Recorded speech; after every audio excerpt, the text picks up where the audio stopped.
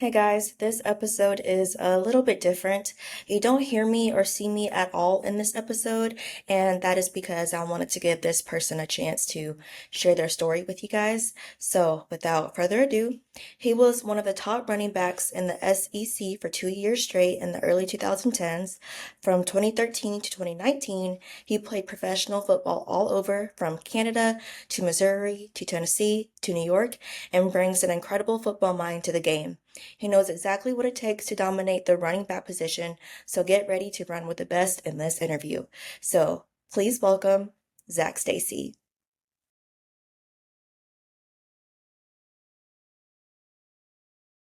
So the biggest thing that I would want fans to know, as it relates to being a former pro athlete, is we're human too.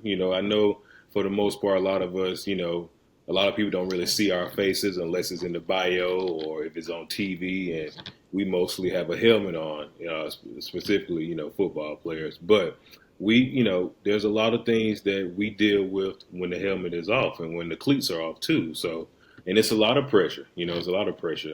I'm positive that you probably know this, that the NFL itself is probably, I read in a study a long time ago, it's one of the most stressful jobs in the world. Being a pro athlete, specifically in the NFL. There's also a study that shows that out of college only 1% make it to the professional level, whether that's football, basketball, whatever the case may be. But ultimately, understanding that unintentionally there are two personalities that you kind of got to have. One being the personable within yourself, and the other being obviously the pro athlete within yourself. So those are two different entities that you kind of have to juggle. And I think the biggest thing is understanding that balance is very, very important. Understanding that, and this is something that I kind of fell into, unfortunately, growing up in a community that's all about ball, football, football, football, sports, sports, sports. you know, I unfortunately fell in that trap of that just it being my only identity. You know what I'm saying?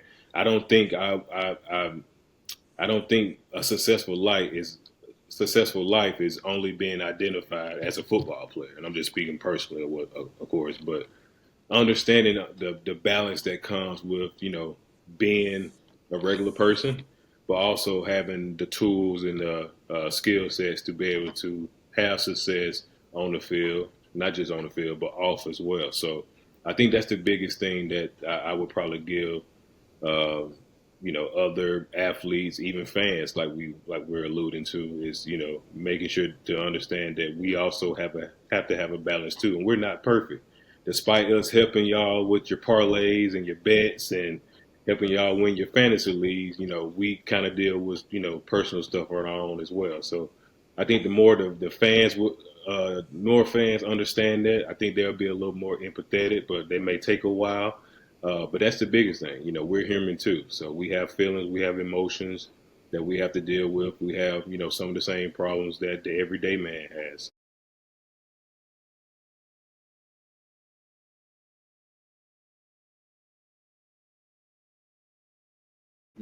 I had a mental breakdown.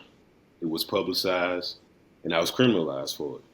I stood in front of it, took the accountability as I should have. Nothing absolves or justifies my actions, which is why I've taken the necessary steps to, one, make sure that it doesn't happen again and it will never happen again.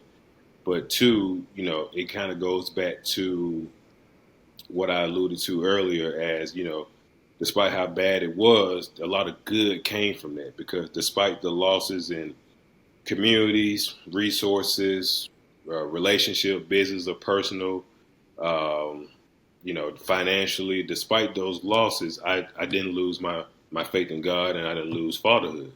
So, with that being said, despite the losses, like I said, is having those two things to stand on. I think that puts me in the right direction towards personal freedom that I want. Because you mentioned like what's next for me, what I want out of life. I just want my son. Well, for me personally, I just want to have personal freedom. And two, I want my son to live longer than me. those are my two goals.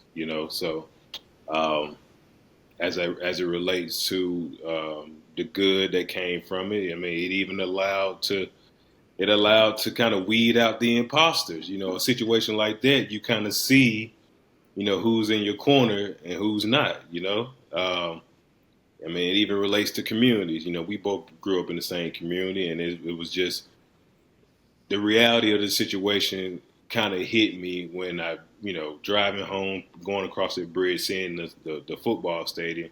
Once I saw that they took my name off the stadium, that hurt. I'm not gonna lie to you. I'm gonna put my ego aside. That really hurt. And rightfully so. What I'm saying, due to my actions, but at the end of the day, I didn't lose fatherhood. I didn't lose my faith in God, and people are going to have their opinions about me. People had opinions about me before the incident, but quite frankly, people's opinion doesn't affect my bank account, nor does it affect my relationship with my son. So their opinion don't really hold weight with me. But that's that's just really what it is. It's about taking a moment, taking the accountability, which I've had because a lot of people don't know, obviously I got incarcerated for my actions, rightfully so. And, that was a little bit of transition in itself because I wasn't just in jail, I was in solitary confinement. Spent 6 months in jail, 23 hours a day in the cell. The effects from that, we don't have to get scientific, but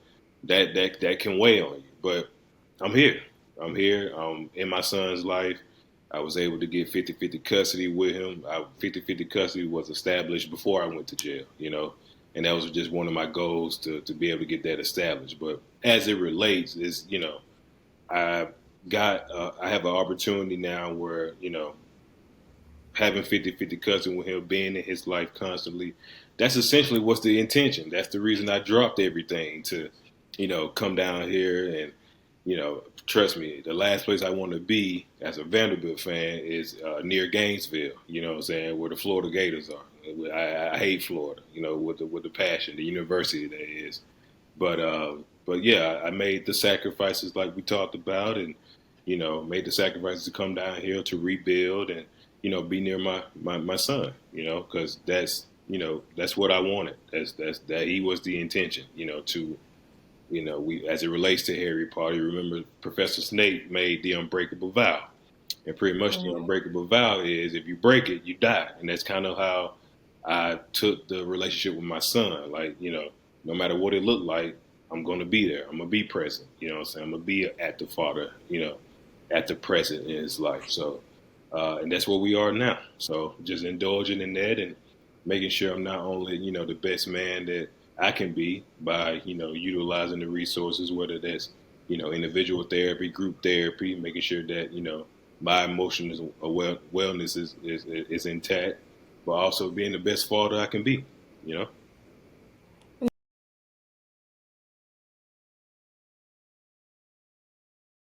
Yeah, I mean, fatherhood is, I mean, it's one of those things. What's crazy, I always said that I more than likely wouldn't have kids. This was me saying this 10 years ago, 15 years ago. I'll never have kids until I'm like, down the road.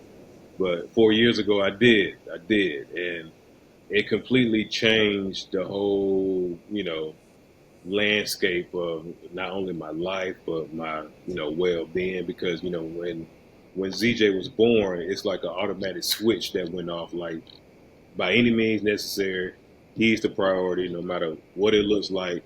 He's the priority. He's the main product. We're going to do what we need to do to make sure he has what he needs. So, and that switch was so in was so. I mean, it's hard to describe it because I couldn't even describe the feeling when I first had him in my arms when he was born because I just kept looking at him like, hey, I'm a dad. I'm a dad now. So but what has come from fatherhood, it has brought me so much joy. It has brought me so much um, discipline. It's brought me um, away. It definitely brought me patience because he's 4 now. He's in his terrible threes and fours now, so he requires a lot of patience. But it's definitely allowed me to kind of really just love. Um, Love has always been a tough topic for me. I'm sure I'm not the only one. It's being able to express and show love, in a way that most people should. And I never like grew up on telling my mom I love her after every call and stuff like that. But it was until ZJ was born when I started my growth of love began to grow, and that's really the biggest thing. Just from the um, like I said, just the patience and the love that you establish not only for obviously him but for yourself as well. So he taught me a lot of grace within myself too. So being a single parent is a uh, it's definitely a task. It's definitely exhausting, but I wouldn't have it any other way. I wouldn't have it any other way. So he's pretty much my why, the why I wake up every morning, the why I do the things that I do, and just want to continue that.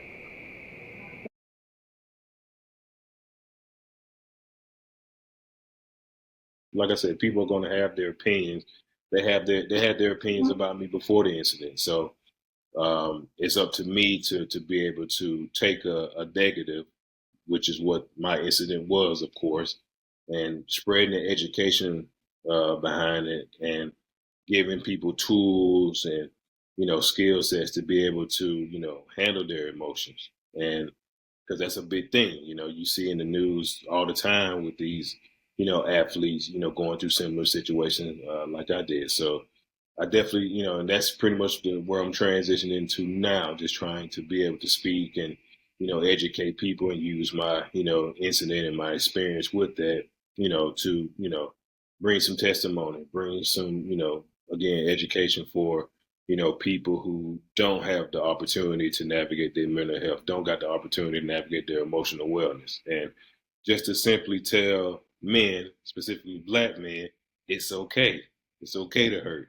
It's okay to feel vulnerable. So that's a whole nother threshold. But, we don't live in a like empathetic, world right now. What I'm saying? We have a few gems that do, but that's just kind of where the radical acceptance has to kind of commence in order to understand, how the world works, where society is. And, that's really been the biggest pillar for me as it relates to my mental and emotional wellness, just the art of radical acceptance, accepting, what is, accepting the reality that I'm in, accepting the reality of what I did and saying, okay, let's let's do better.